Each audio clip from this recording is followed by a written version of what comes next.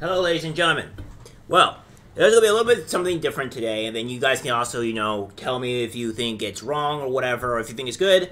But I think starting today, I'll try to do videos that maybe a little bit less of me ranting, but more of me going into just kind of reading the article, saying a few things here and there, and going on. Because I want to get videos out in a timely manner, and sometimes when I can get on, I don't. I can't be able to post all of them. So maybe you guys can let me know if you want me to do the full, do all my rants in between, or if you want to do, stuff like this. All right. So just let me know, and we'll get to it. But there's some some things here that's been happening. So now we have the congressman get in shouting match over gun control after Nashville shooting. Now, the Washington Post, you're not exactly correct here. This was more of a man yelling at a other person, and the other person being calm and trying to get his point across, but he was still constantly yelling. I know this because this is something that I have to deal with almost every day when I try to describe something to them, because they want to keep on talking over, don't let you explain your point, so it's literally impossible. So talking to them becomes pointless and useless. So he goes back to address to the people about what his bill actually was, and some of the, not really the bill, but some of the examples of what to do and try to solve the problem. The Democrats don't do this. They seem to yell and don't really take action on some of the things because the gun rights bill is something that holds power. Take a look at this and you're gonna get to see what I mean here. It's really annoying that the mere fact that they just keep on yelling and just don't get ever their point across. You think more guns lead to more death? More guns lead to more death. Look at the data. You're not looking at any data. You're carrying the water for the gun lobby. Look at the data. More guns lead to more deaths. States that have open carry laws have more deaths. In every school States that have open carry laws have more deaths. There's never been a shooting. Are you listening to what I'm saying? Yeah, calm down. Calm down. Children are dying. I know, 9-year-old children. The solution is not arming teachers. Have you ever worked in a school? Have you ever worked in a school? Have you ever worked in a school? Have you ever worked in a school? It's a yes or no question. Have you ever worked in a school? You will not answer my question. Don't stop and talk to me. Okay, I'll bring it down a notch.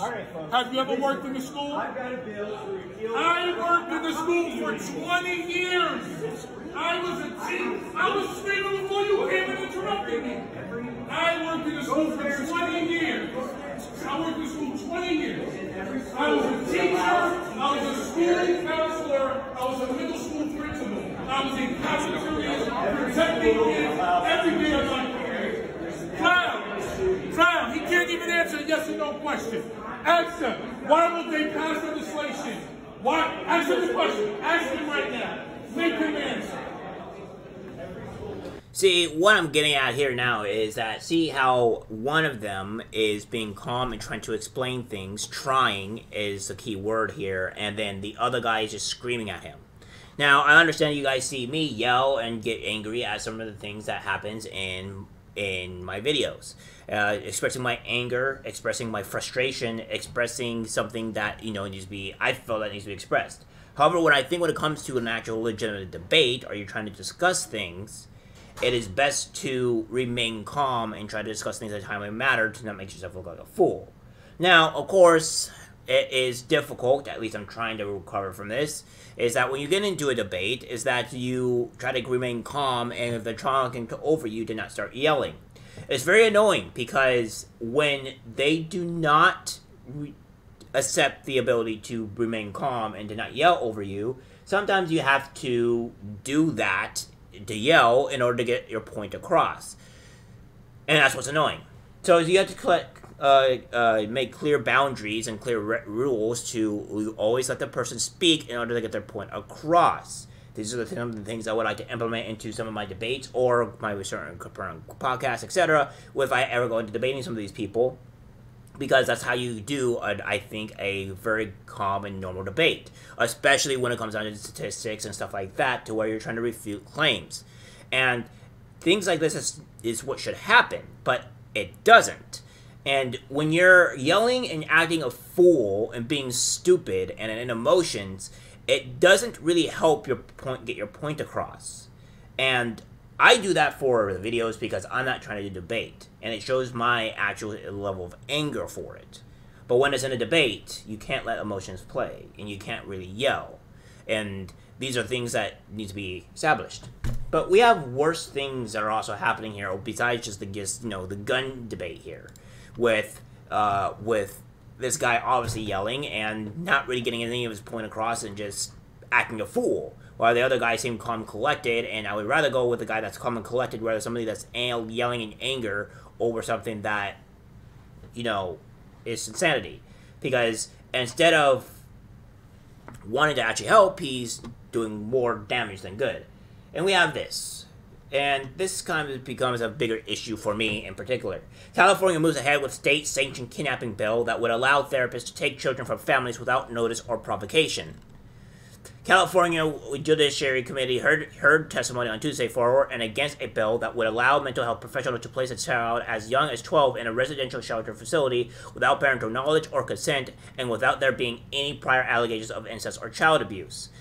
Assemblymember Wendy Carrello said she was proud to present AB 665 to expand access to mental health care for young people as communities face mental health crisis. But Aaron Friday, attorney and co-founder of parent group Our Duty, called the state-sanctioned kidnapping. Family Code 6924, enacted in 2010 by former Governor Schwarzenegger, gave children 12 and over the ability to access mental health counseling without parental consent. Thanks, Schwarzenegger, you are fucking phenomenal. But it requires that there will be an allegation of abuse or a risk of serious harm before a counselor can unilaterally send a child to a residential facility. Friday explained that the intent of 6924 was to prevent suicide, specifically among LGBTQ youth, but cited CDC statistics show that in the year since 6924 came into effect, the suicide rate for 10 to 14-year-olds has soared. Instead of repealing the failed law, the response is to place even more power in the hands of counselors to remove children from their loving families, said Friday, who then gave an example of the type of counselor to whom such power would be given. An example of the caliber of counselors who decide if a 12-year-old comes from school is Kenna Cook, who has access to the kids at Davis Unified School District. She held a BDSM group called Slaps Giving. She authored blogs, How to Be a Better Butt Slut. 12 is the age that California can steal the rights of parents and hand over mental health decisions to a child, or worse, a pervert, Friday concluded. Kenna Cook described in a Facebook post as a pansexual, kink, and polyamory-friendly, fierce family and sex-positive parent. She's also a community health worker and sex ed teacher for community care health centers, which offers affirming services for Yolo County's LGBTQ+ community. One such service is the Free Bender Project, promoted to girls aged 12 to 26 in the Yolo County region.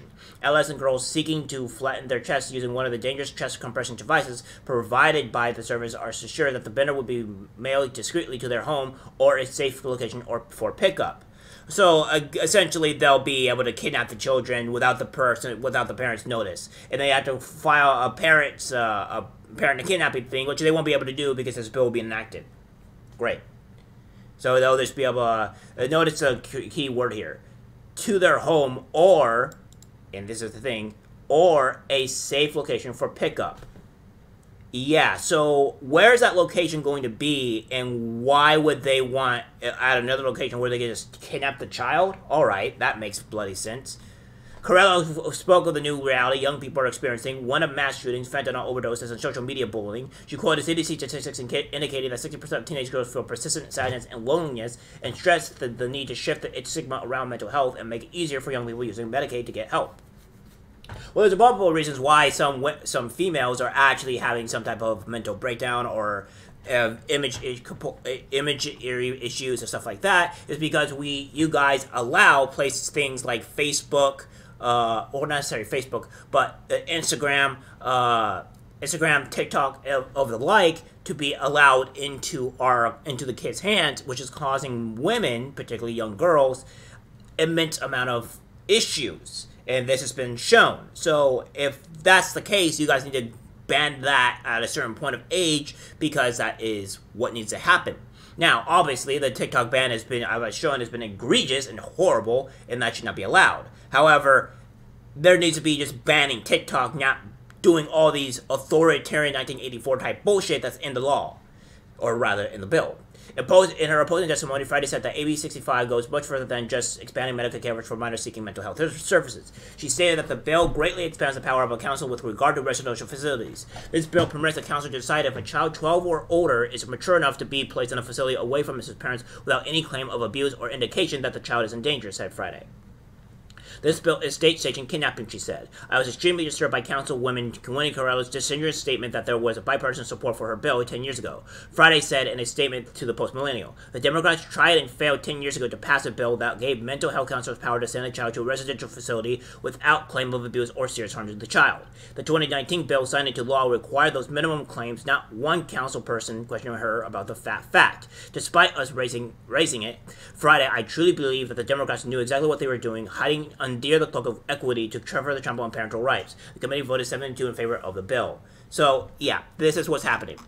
So, you're gonna, in California, you'll have your child taken away from you without your knowledge, without their consent, and there's nothing you can do about it.